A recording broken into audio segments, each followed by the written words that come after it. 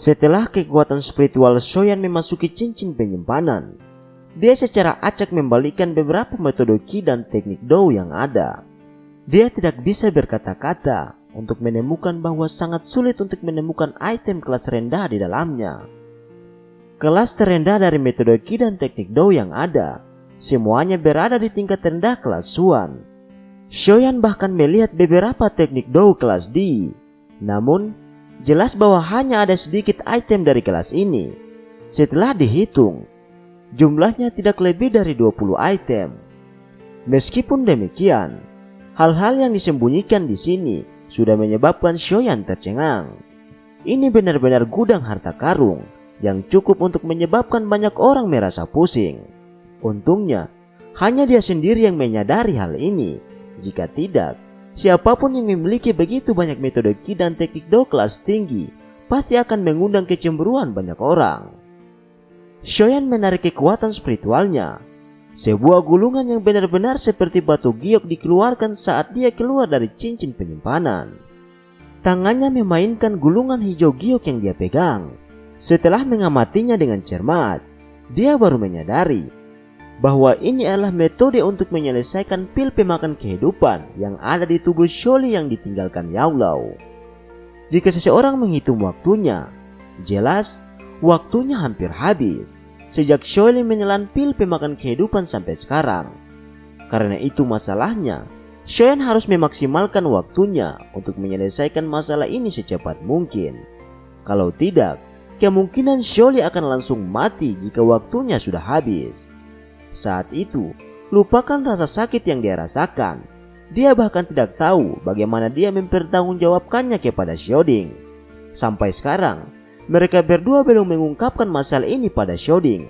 Ini karena mereka tahu, mengingat karakter Xiaoding, kemungkinan besar dia akan dengan kejam menegur mereka berdua. Shoyan perlahan membuka gulungan itu. Kata-kata yang berat menyebabkan Shoyan merasa agak akrab.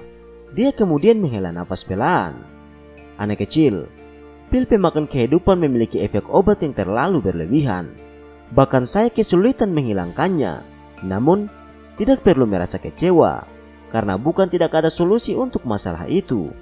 Pil pemakan kehidupan menggunakan kehidupan seseorang untuk mendapatkan kekuatan. Karena kita tidak dapat membatalkannya, kita hanya bisa meningkatkan kekuatan hidup orang yang mengonsumsinya. Dengan cara ini, orang yang mengonsumsi pil tersebut dapat memperpanjang hidupnya untuk jangka waktu tertentu. Tentu saja, ini hanyalah tindakan sementara. Jika Anda ingin menghilangkan sepenuhnya, maka Xiaoli harus melakukan terobosan ke kelas Do Huang selama sisa hidupnya. Menerobos ke kelas Do Huang benar-benar akan memungkinkan seseorang menyelesaikan masalah pil pemakan kehidupan. Tatapan Shoyan melihat kata-kata di gulungan itu sekali lagi. Sesaat kemudian, kegembiraan melonjak di wajah Shoyan. Metode guru tidak terlalu rumit. Karena pil pemakan kehidupan didukung oleh kehidupan seseorang, sangat mungkin untuk menggunakan pil obat yang dapat meningkatkan kekuatan hidup seseorang untuk memperpanjang umur saudara kedua. Apakah Xiaoli akan dapat melakukan terobosan ke kelas Do Huang hanya bisa dilihat di masa depan.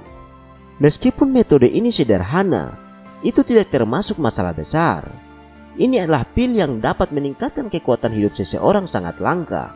Sulit untuk menemukannya. Namun, ini bukanlah hal yang terlalu sulit bagi Yao Zunze yang terkenal di seluruh benua saat itu. Tangan Shoyar bergetar perlahan. Akhirnya, itu berhenti di bagian terakhir dan jantungnya menghela nafas lega. Pil obat tingkat 6 yang dapat meningkatkan umur seseorang selama hampir 10 tahun. Seseorang hanya dapat mengkonsumsi satu pil seumur hidupnya. Mata Shoyan perlahan menyapu bahan obat yang terekam di dalam gulungan itu. Dia mengangguk beberapa saat kemudian dan berpikir keras setelah mengembalikan gulungan itu ke dalam cincin penyimpanan. Bahan obat ini cukup langka. Sepertinya seseorang akan menghabiskan banyak waktu untuk mengumpulkan semuanya. Tampaknya dia perlu mencari Haitua untuk membantu menyelesaikan masalah bahan obat ini. Karena memiliki rumah lelang terbesar di Kekaisaran Jama, secara alami mereka memiliki toko yang sangat kaya.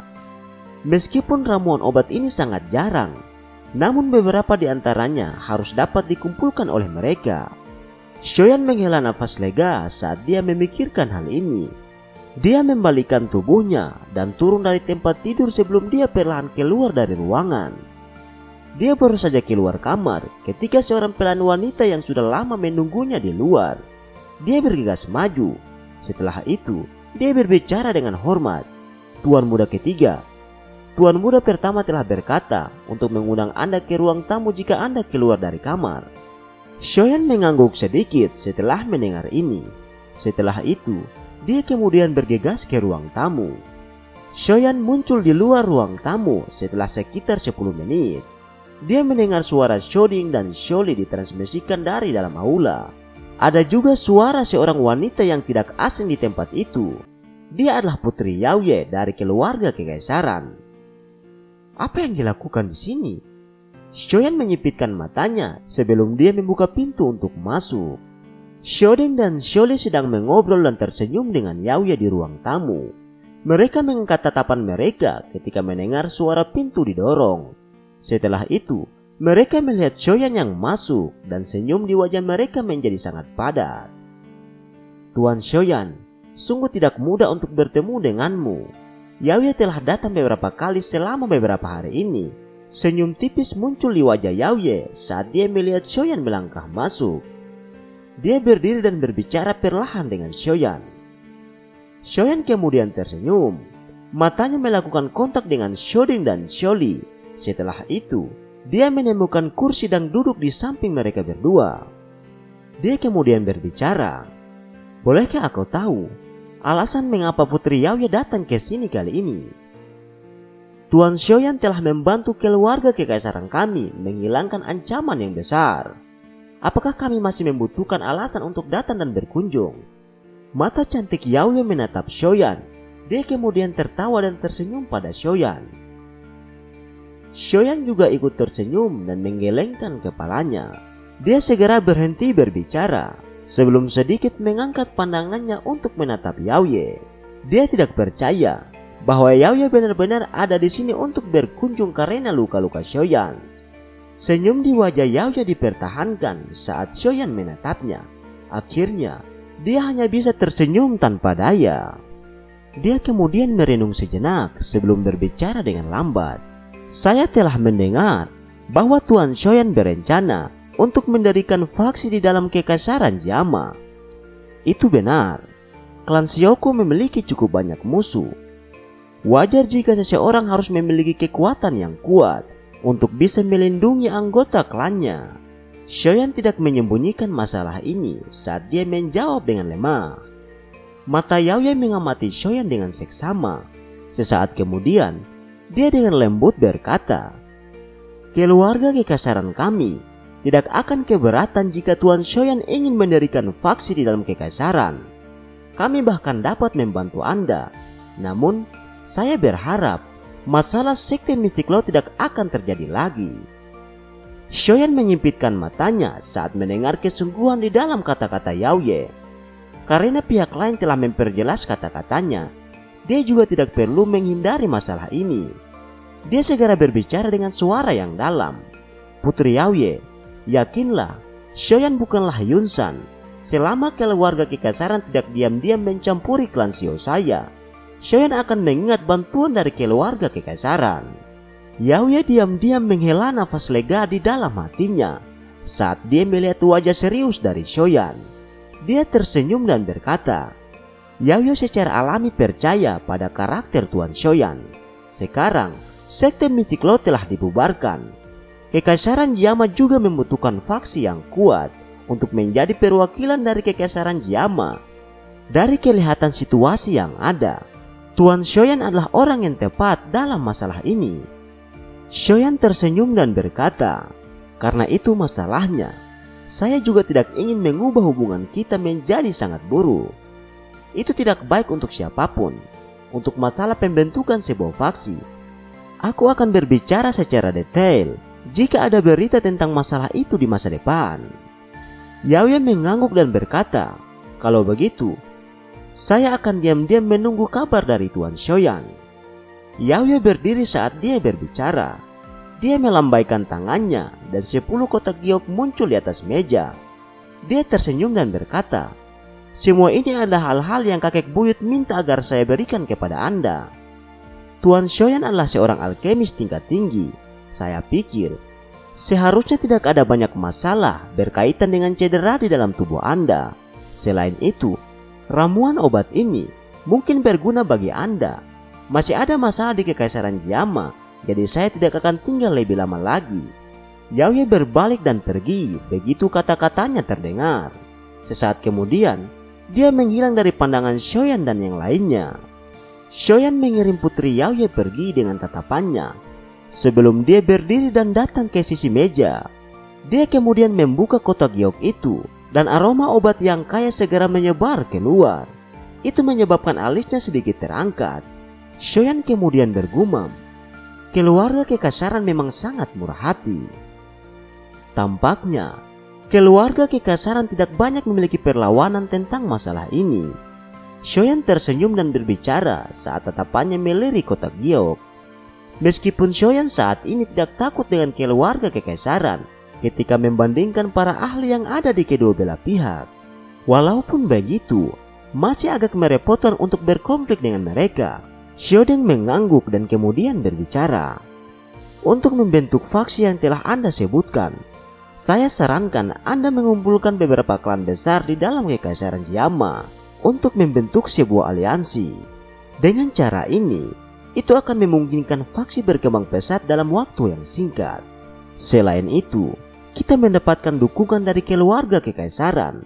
Kita pasti akan mendapatkan keuntungan yang besar. Tentu saja, metode Ki dan teknik Do tidak boleh kurang jika kita ingin merawat ahli yang ada di dalam aliansi. Serahkan saja hal-hal seperti metode Ki dan teknik Do padaku. Kakak, kamu bisa melakukan apa yang kamu inginkan sehubungan dengan pembentukan faksi ini.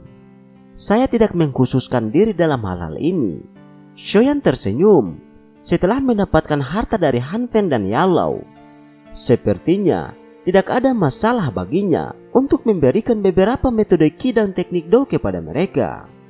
Shoden tanpa daya menggelengkan kepalanya saat mendengar kata-kata Shoyan. Dia berkata, "Kamu anak kecil. Anda benar-benar berpikir untuk menjadi orang yang bertanggung jawab yang melakukan apa-apa sekarang. Itu benar.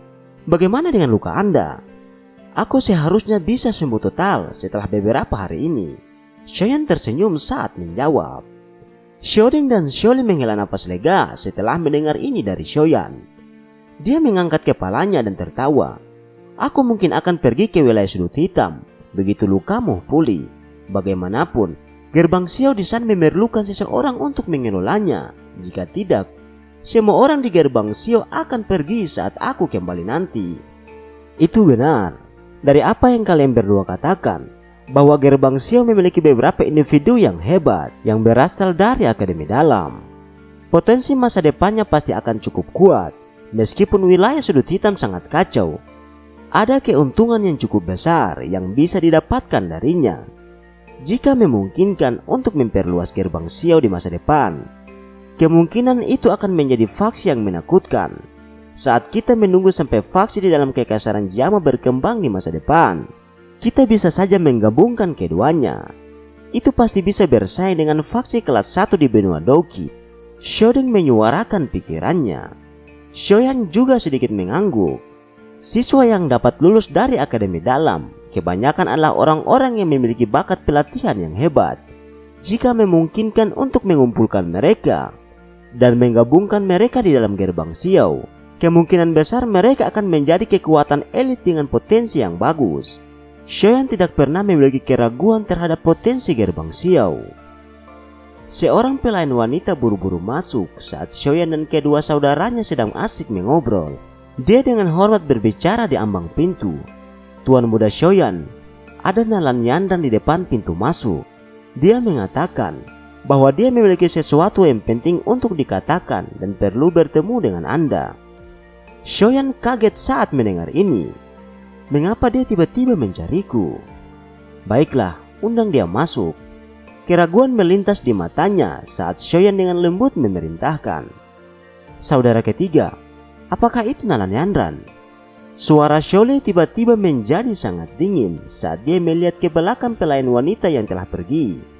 Tampaknya dia telah menyimpan dendam atas Nalan Yandran yang membatalkan pertunangan saat itu. Dendam itu sudah lama diselesaikan 3 tahun lalu. Tidak perlu menyimpannya di hatimu. Xiaoli mengerutkan alisnya dan berbicara dengan suara yang dalam. Tampaknya dia sangat tidak senang pada Xiaoli karena menyebutkan masalah ini di depan Xiaoyan. Xiaoli mengangkat bahunya dan berhenti berbicara. Dia bersandar di kursinya dan tatapannya dengan malas menyapu pintu masuk utama. Ketiga orang itu menunggu di aula sejenak. Sesaat kemudian, pelayan wanita itu muncul lagi. Di belakangnya, ada sosok anggun yang berjalan mengikutinya. Kedua sosok itu berhenti di pintu masuk. Pelayan wanita sebelumnya membungkuk dan mundur, sementara Nalan Yandran bergegas untuk masuk. Tatapannya kemudian menyapu 3 orang di ruang tamu sebelum akhirnya berhenti di Xiaoyan yang ekspresinya agak kacau. Nalan Yandran, apa yang membuatmu mengunjungi klan Xiao hari ini?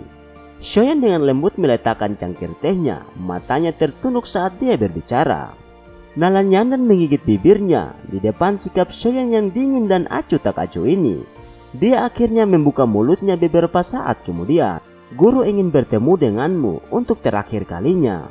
Mata Xiaoyan menyipit. Dia perlahan mengepalkan tinjunya dan suaranya berangsur-angsur berubah menjadi padat dan dingin.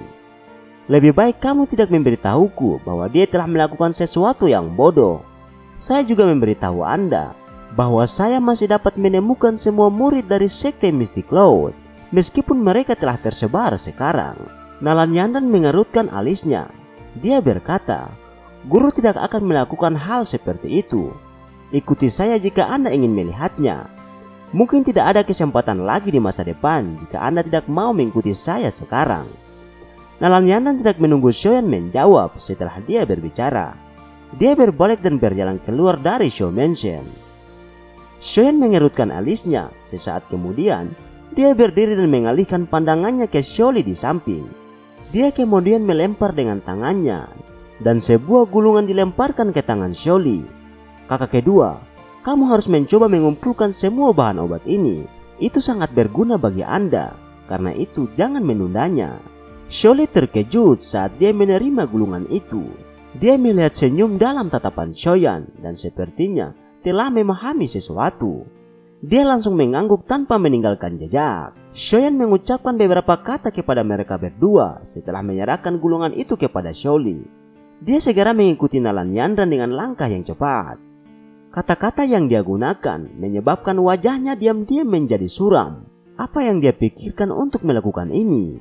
Nalan Yandran terbang ke arah tertentu ke luar kota. Begitu dia meninggalkan klan Xiao, Xiaoyan sedikit mengerutkan alisnya dan mengikutinya dari belakang.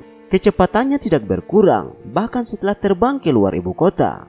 Sebaliknya, dia terbang ke arah sekte Mystic Cloud. Xiaoyan merenung sejenak sebelum melanjutkan untuk mengikuti Nalan Yandran. Dengan kekuatannya saat ini, dia tidak perlu mengkhawatirkan Nalan Yandran akan mempermainkannya. Meskipun dia juga berada di puncak kelas doang, Xiaoyan memiliki kepercayaan diri untuk membunuhnya dalam beberapa pukulan. Kecepatan Xiaoyan meningkat. Sesaat kemudian, dia mengikuti di belakang Nalan Yandran dan muncul di sekte Mystic Cloud. Sosok Xiaoyan berdiri di udara.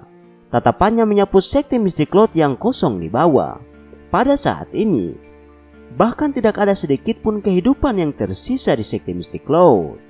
Selama tatapan Xiaoyan menyapu area di bawah, tatapan Nalan Yandran melihat ke bawah dengan tatapan kaget. Sesaat kemudian, dia menghela napas panjang. Dia kemudian tidak bisa menahan diri untuk tidak melihat Xiaoyan dengan tatapan marah. Dia berbicara dengan suara yang dalam. Apakah kamu hanya puas setelah mengubah segalanya menjadi seperti ini? Tatapan Xiaoyan terasa dingin saat melirik Nalan Yandran yang agak marah. Suaranya tenang saat dia berkata, apakah Anda masih akan mengatakan ini jika Anda melihat bagaimana klan Xiao saya dibunuh oleh sekte Mystic Cloud? Nalan Yandran kemudian berhenti berbicara dan tidak mengatakan apapun. Dia mendengar dari gurunya tentang betapa buasnya sekte Mystic Cloud membantai klan Xiao saat itu. Tatapan Nalan Nyanan kemudian berhenti di wajah Shoyan. Ria kecil muncul di matanya. Dia tampaknya menjadi jauh lebih dewasa dan lebih dingin dibandingkan dengan 3 tahun yang lalu. Kemungkinan besar, dia mengalami cukup banyak pengalaman selama 3 tahun ini. Pikiran Nalan Nyanan agak linglung saat melihat pria muda berjubah hitam di depannya. Dia tiba-tiba teringat tentang masalah yang terjadi di antara mereka berdua. Cerita pun berakhir. Terima kasih telah menonton video ini. Jangan lupa untuk like, komen, dan subscribe. Sampai jumpa di video selanjutnya.